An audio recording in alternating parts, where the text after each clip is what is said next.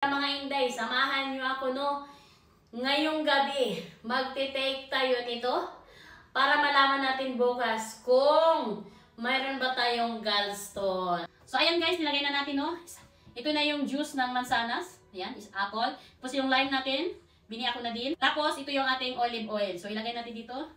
Ayan, tanggalan nyo na lang ng buto. Pigain ng pigain. Sagat natin, sayang. Ano kayang lasa dito, no? Ayan, so ayan na siya.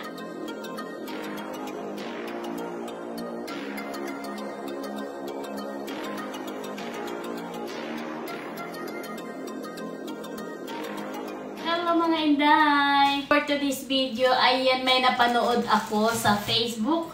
Pumili na rin ako ng isang ganito para sureball na sureball. Tapos, mansanas, binili ko na rin to isang balot na ganito mga Inday.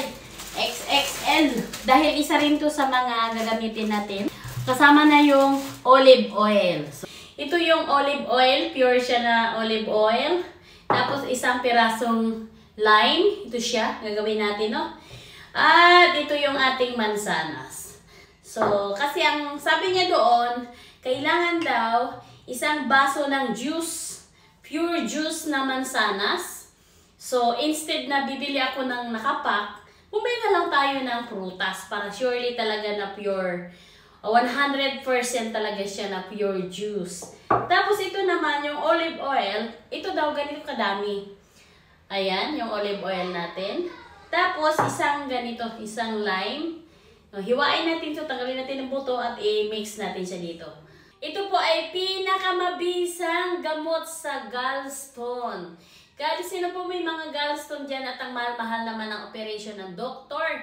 Kaya tara mga Inday, samahan nyo ako ngayong gabi. Magte-take tayo nito para malaman natin bukas kung mayroon ba tayong gallstone. Dahil sa may napanood ako sa Facebook na ito daw ay napaka-epektibo. Actually, narinig ko ito noon nung nag-abroad din ako sa Saudi Arabia.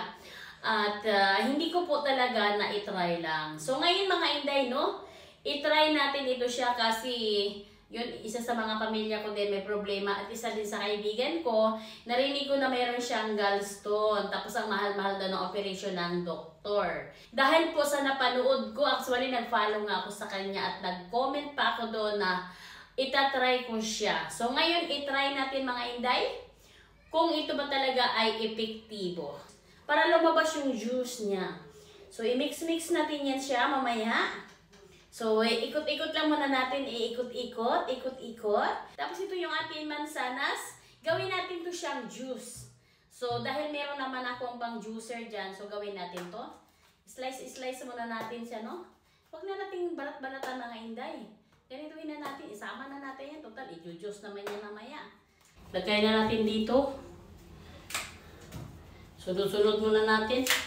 So, ayan guys, nilagay na natin, Ito na yung juice ng mansanas. Ayan, is apple. Tapos yung lime natin, bini ako na din. Tapos, ito yung ating olive oil. So, ilagay natin dito. Ayan, tanggalan nyo na lang ng buto. Pigain ng pigain. Sagat natin, sayang. Ano kayang lasa dito, no? Ayan. So, ayan na siya. Ito na siya. Ngayon, tingnan ninyo, Nakita ninyo mga Inday.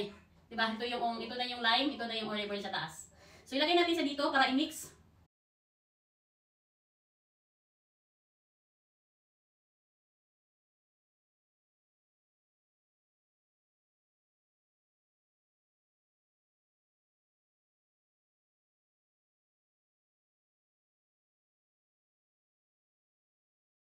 Halos hindi nyo na mapansin yung olive oil.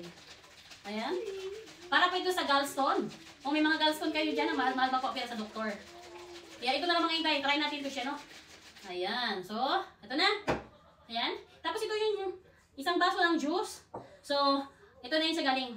So, ang gagawin natin ngayon mga Inday, paano natin ito iti-take? Kailangan muna natin kumain. Halimbawa, kakain ka ng alas 6 o alas 7 ng gabi. And then, after mo kumain ng hapunan, kailangan mong magpahinga muna ng within 30 minutes. So, bago ka magti-take nito, bago mo to inumin, and then after, mga 10 minutes, inumin mo tong juice. Ayan. Then, pag nainom nyo na ito mga Inday, wag na kayong kumain o uminom ng tubig. 8 hours tayong hindi kumain. Ayan. So, ito na po. Inumin na natin.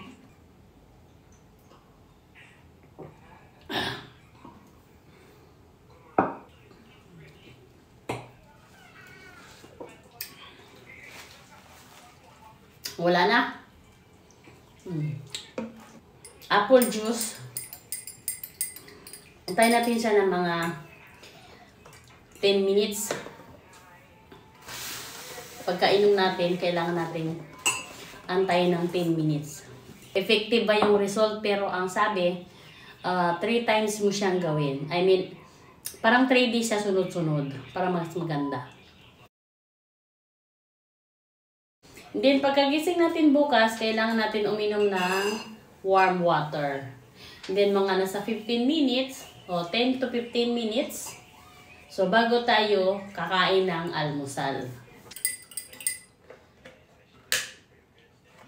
So, kailangan na nating inumin pure apple juice. Kung wala kayong apple na fruits, pumili na lang kayo ng 100% na apple juice. Tapos na din yung ating inaantay na minuto para makapag-circulate yung ating ininom doon na olive oil at saka yung lime. So, kaya meron siyang pagitan na minuto. Inumin na natin.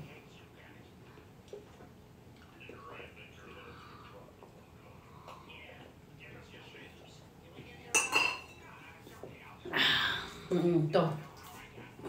So, after nito, wala nang kain. No drink water in 8 hours. Okay? Bukas tayo. Pagkagising natin bukas, pagdating ng alas 8, kasi alas 9 ngayon, alas 9, pag nakagising tayo, kailangan iinom ka muna ng warm water. Okay? So, malalaman natin to. Kung hindi man epekto bukas, sa mga sunod na araw. Linggo ng umaga na naman. Kasi 3 days mo siyang isunod-sunod, no? See you tomorrow! Wow! Acta day! Acta day! Hello, madam! Shoutout sa'yo!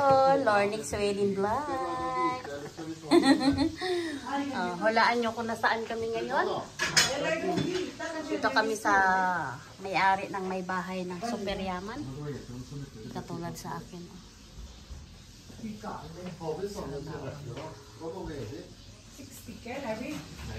silang mag-ina.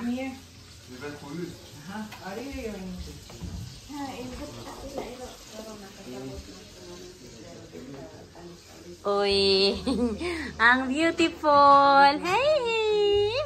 Hi, Mardy. Mura nang ako naintindihan sa ano ha? Sa Svenska. Hi, Mardy. Hi! Oh yes, ang mga gwapahon. Hello! Gwapahon. Uy, malamig. Agoy hamuta. Oy. Itutur ko kayo. Ang laki ng kanilang house. Wow.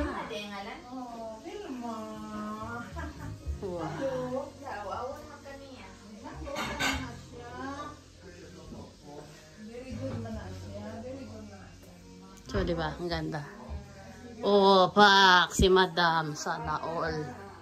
Ayan. So, ang ganda dito, oh. Ito yung, dito kami kumain, oh. Ayan. Ito. Kasi, ano yan, fish. Ito mga, pinakasikat dito na kainan sa Gothenburg. Tay, dali po na pag-free, oy. Papagani ko ka. Magdugay pa di eta.